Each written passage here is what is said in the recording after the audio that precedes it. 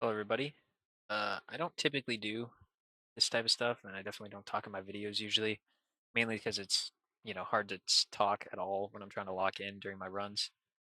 That being said, a lot of you guys said you'd be interested in me explaining my thought process during one of my runs, and I figured the best one to kind of go through would be my 519 Ironclad Glitchless any percent run. If I remember correctly, I think this run was pretty late in my session of runs for that day. So I definitely wasn't as locked in as I could have been, especially in like the first act or so. Um, so, starts pretty typical. I do this a lot. Um, Off rip, I get remove 2 cards. A lot of these were actually pretty good options. The 1 of 2 colorless cards wouldn't do much here, just because this isn't a run built for volley. If I were to do that, I would have gone to underdogs, which actually, now that I mention it, I am playing Overgrowth here, but recently I've been kind of shifting towards underdogs, which was a suggestion by Mira, um, mainly just because Volley has a lot more potential there, and Feeding Frenzy can turn a good run into an amazing one. And that's obviously only available in the underdogs event. But Golden Pearl is really good. But of these three, the best is definitely Precarious Shears. Another one that I really like is Winged Boots. I think that's really good for you know getting through the first act really quickly, or if you can save the pathing and use it later, which can be very helpful. Um, but I ended up taking Precarious Shears, and the best thing to remove here is by far the defense. Um, Survival isn't really an issue. Um, you know, for Ironclad especially, just because of the his healing buff. Um, but also in Ascension Zero, like enemies don't do like squat for damage, so it's not even worth shielding in general. Um, I go pretty quick as far as my pathing. Um, a lot of other runners will take a decent amount of time looking at the best possible route, but for me, I'm mainly prioritizing just an early shop, just because my runs usually end at either the relic in the very beginning, now's relic, or the first shop if I don't get anything good. So I don't usually spend that much time going through, figuring out what the best exact route is. First, first fight, pretty straightforward. Nothing that crazy. Honestly, it was pretty slow, all things considered. Definitely could have been faster. I get whirlwind off rip, which is just crazy. Already, I'm kind of like locked in. Like, holy, this could be a decent run. Um, Again, like really slow strike picking here. I don't know what I'm doing exactly. I definitely, feel like I've gotten better since this. First shot, really nothing. Um, I basically just like, yeah, not worth it. Just remove a defend, keep going. Normally, I actually would stop there if I hadn't gotten the whirlwind that early, just because, although I already had 2 removed and I can remove another one, I just don't have that much to really speed through fights, and just didn't really make sense. But um, another thing I actually wish I had done differently in this run would have been, pathing with my controller instead of my mouse. Just because you can skip the delay of inputs when you're using the controller for events and question mark nodes, which I just don't use it enough. I don't know why. I can't get myself to commit to it. Mira is one of the examples of someone who uses controller like borderline flawlessly, and their pathing is just insane because of it, and that's how they get the times that they do. Obviously, just upgrading Whirlwind here. No, nothing too crazy for this fight.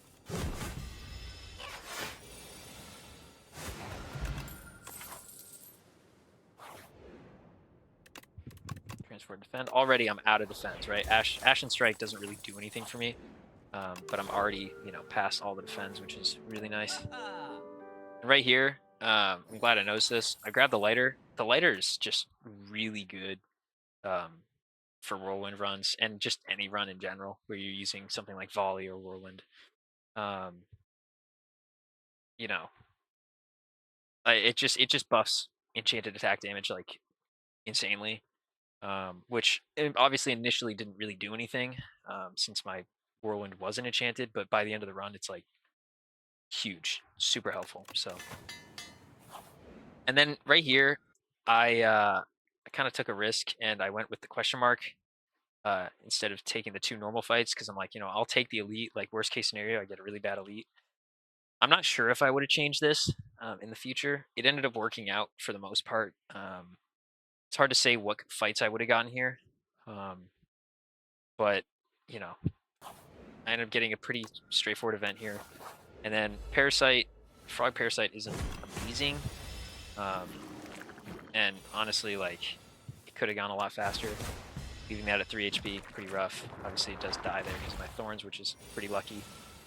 Here would have been great to get Whirlwind, but I don't. Just unfortunate pull.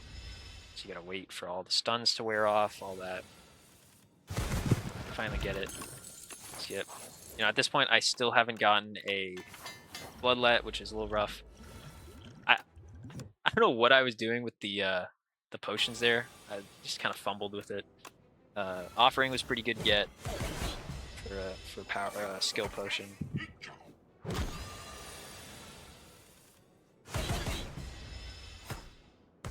Honestly, like the first act was fairly slow, all things considered. I got pretty lucky on the whirlwind pulls. You know, it was just pretty mediocre. Wasn't anything that crazy. It's unfortunately I left him at 7 HP there, which sucks. But I mean, by far the slowest part of this run was the Act 1, which is pretty typical. Like you're gonna have a lot of runs where Act 1 is much slower than all the other acts, but that's gonna be a lot of the time save that I get in the future. So here, I mean, the obvious choice was Hot Cocoa.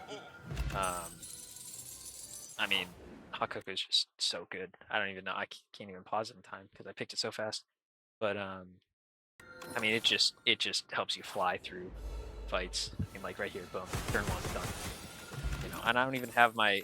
I do grab Battle Chance here just for card draw later, but I don't even like have Whirlwind enchanted yet. And already it's just it makes fights so much faster. Obviously, I don't kill him there, but done and dusted.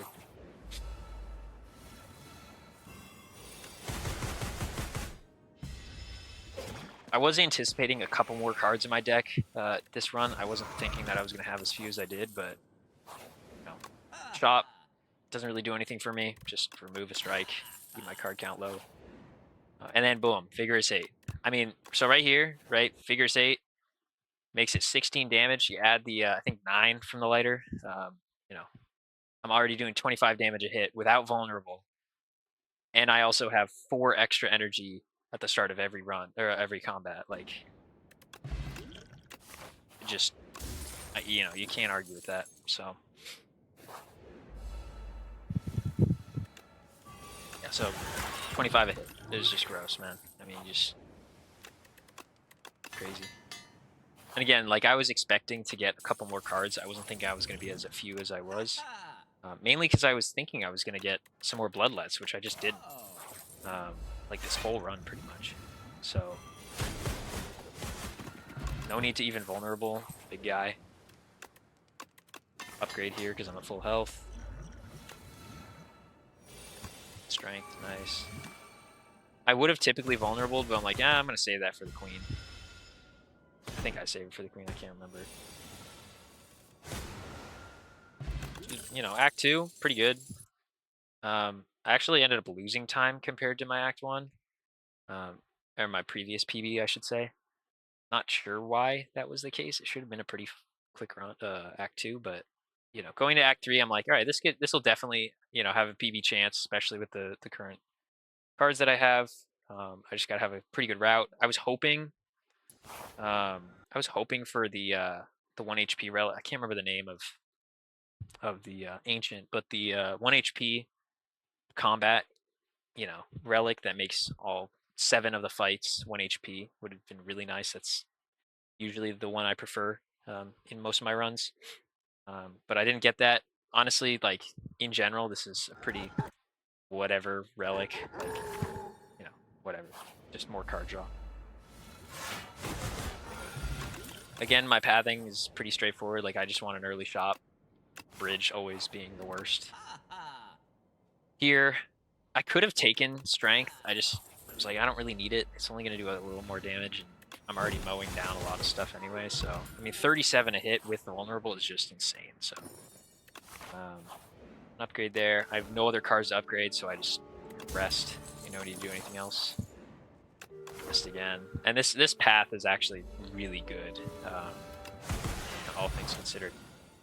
Rest again at full health. Here, you might not be able to see before it fades in. Yeah, whatever. Here, I really wish I had gone to the elite instead, or the shop and then the elite. I ended up regretting this. You'll see in a second why. Obviously, I did get the bloodlet there, which was nice. I didn't have a ton of money for the shop, to be fair, but like, still would have been better, than fighting. There they are, everyone's favorite. And at this point, I'm just like stressed. Like, I mean, I'm clicking like insane campfire because I'm like, I just want to go. So, get there, upgrade bloodlet, pretty straightforward. Potion use pretty normal. I already know I'm gonna get whirlwind turn 1, so use that to get whirlwind again and clean it up. So, obviously, like in the moment, making the decisions is a lot tougher. I don't usually, do that smooth, especially in Act 3 without the 1 HP relic. But ended up working out. I mean, like, to me, having a 1 minute 17-second Act 3 is just wild. I've never had that before, like, ever. I rarely get under 130, and especially not without the 1 HP, relic. Um, you know, I mean, the fact that I went from a 7-second, PB to a minute 02 PB is just insane.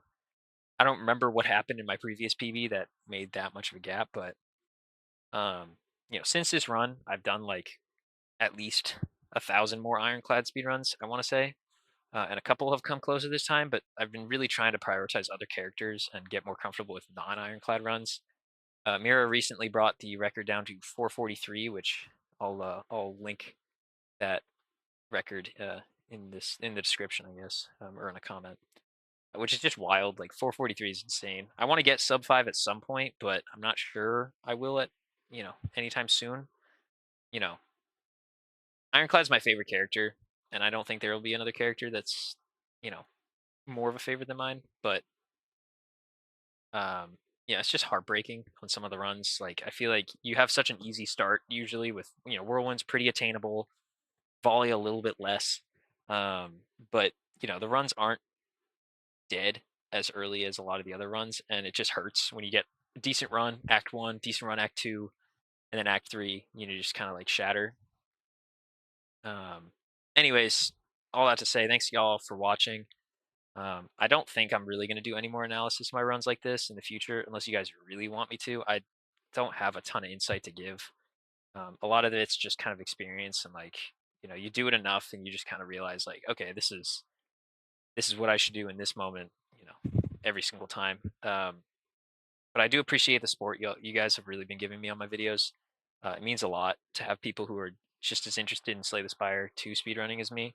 And I really enjoy posting my runs for y'all. Obviously, I need to post them to get them verified, but it's nice to have the support that I do.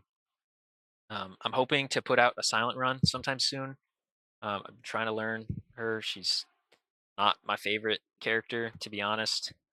But hopefully, it won't take too long for me to get one worth posting.